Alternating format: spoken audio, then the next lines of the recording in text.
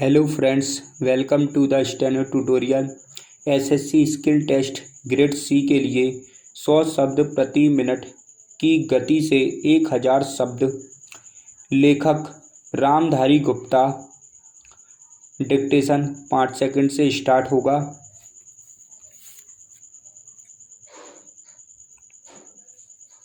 Yes, start. आइए आज हम अपने विचारों को उस दिन तक ले जाएं जब हमने गणराज्य की घोषणा की थी। अपनी विकास की योजनाओं के संबंध में हमने वास्तव में काफ़ी प्रगति की है, परंतु क्या हम भारत के सब नागरिकों को दरिद्रता, अभाव तथा कष्ट से मुक्त करा पाए हैं?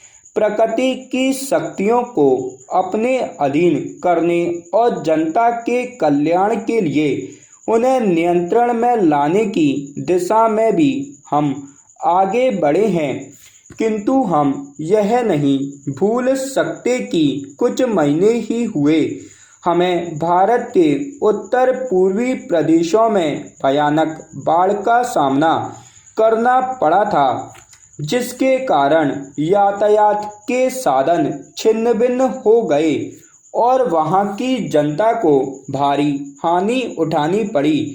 निसंदेह साक्षरता प्रसार और रोगों के निराकरण के महत्वपूर्ण उपाय हमने सोचे हैं। यद्यपि अभी भी देश के बहुत से भागों में निरक्षरता और बीमारी पर्याप्त मात्रा में दिखाई देती है, जन कल्याण की योजनाओं को हम बराबर आगे बढ़ाते रहेंगे। यह हमारा दृढ़ संकल्प है, इसमें संदेह नहीं किया जा सकता।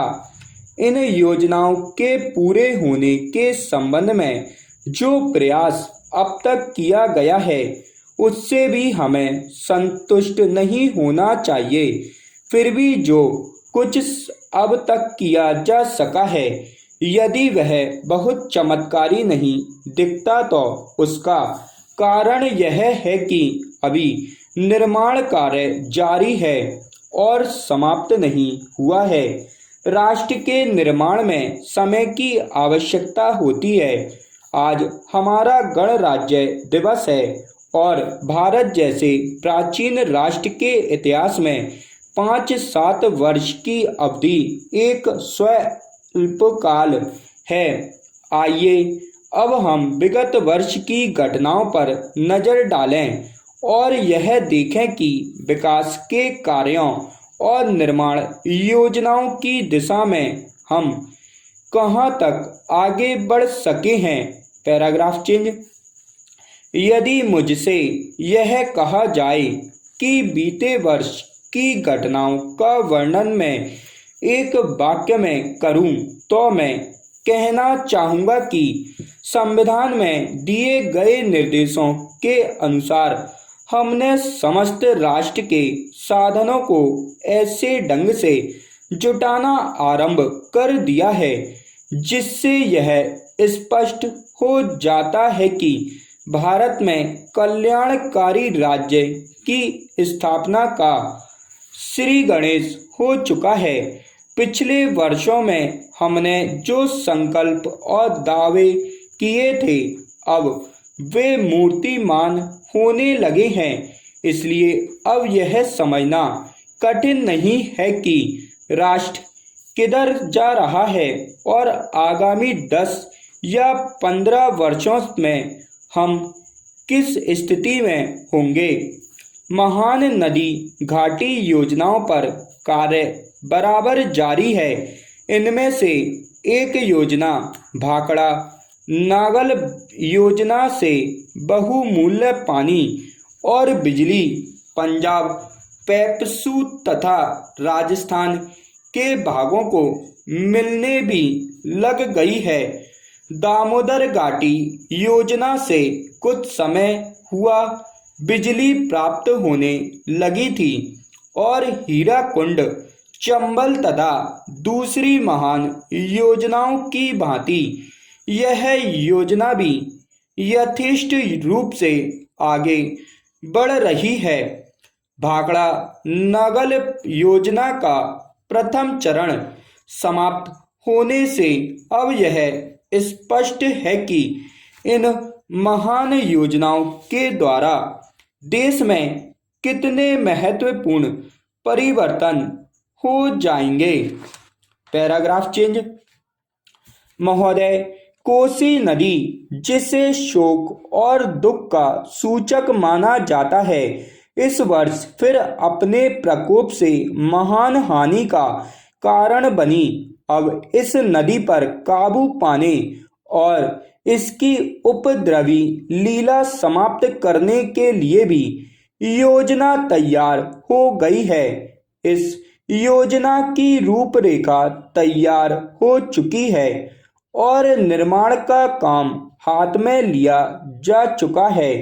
आशा है इस योजना के निर्माण से बड़े पैमाने पर जन साधारण को सेवाएं उपलब्ध होंगी। जब यह नया निरीक्षण सफल होगा तो महान योजनाओं के निर्माण में और भारत की महान जनशक्ति के उपयोग के संबंध में हमारी जानकारी और अनुभव में महत्वपूर्ण वृद्धि होगी। औद्योगिकरण के क्षेत्र में उन्नति, उत्पादन में और अधिक वृद्धि और भारत की प्रति व्यक्ति आय में वृद्धि विचाराधीन वर्ष की कुछ महत्वपूर्ण बातें हैं। औद्योगिकरण के साथ ही रोजगार के क्षेत्र को विस्तृत करने के प्रयत्न भी बराबर जारी हैं। कुटीर उद्योगों और घरेलू धंधों को प्रोत्साहन देकर औद्योगिकरण और रोजगार में समुचित संतुलन स्थापित करने का प्रयास किया जा रहा है। यह बात तभी स्वीकार करते हैं कि यदि भारत के जनसाधारण को उदासीनता और हार मानने की भावना से मुक्त करना है तो बढ़ती हुई बेरोजगारी को दूर करने का उपाय करना होगा। इस दिशा में मैं घरेलू उद्योग धंधे बहुत से लोगों को आंशिक या पूर्ण उपयोगी काम देकर इस समस्या का बहुत कुछ समाधान कर सकते हैं। इसलिए पंचवर्षीय योजनाओं में पुराने घरेलू उद्योगों को पुनर्जीवित करने और चालू कुटीर उद्योगों को प्रोत्साहन देने की व्यवस्था की जा रही है। Paragraph change.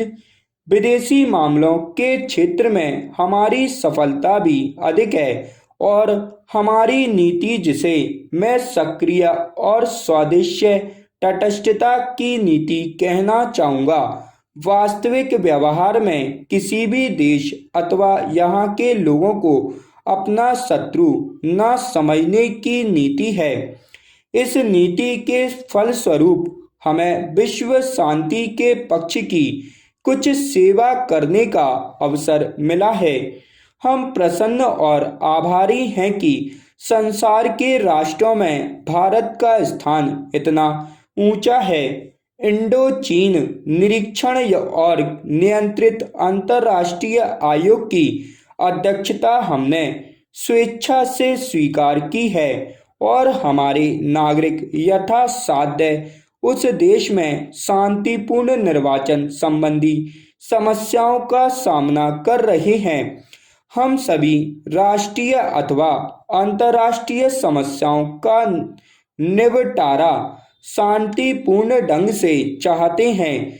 मुझे बहुत प्रसन्नता है कि भारत में फ्रांसीसी बस्तियों की समस्या शांति और सद्भावना के वातावरण में सुलझ सकी है। शांतिपूर्ण प्रणाली की सफलता का वह एक महत्वपूर्ण उदाहरण है। दुर्भाग्य से भारत में पुर्तगाली बस्तियों की ऐसी ही समस्या को सुलझाने की दिशा में प्रगति नहीं की जा सकी। मैं आशा करता हूं कि पुर्तगाल इन बस्तियों में रहने वाले लोगों के स्वाधीनता के अधिकार को स्वीकार करेगा और फ्रांस और ब्रिटेन की सरकारों का अनुसरण करेगा। जैसे ही यह वर्ष समाप्त हो रहा है, हम अपने सबसे निकट के पड़ोसी पाकिस्तान के साथ अपने संबंधों में अपने सुखद परिवर्तन देखते हैं। पाकिस्तान के लिए हमारे हृदय में सदैव से पूर्ण सद्भावना और शुभकामनाएं हैं। स्टॉप।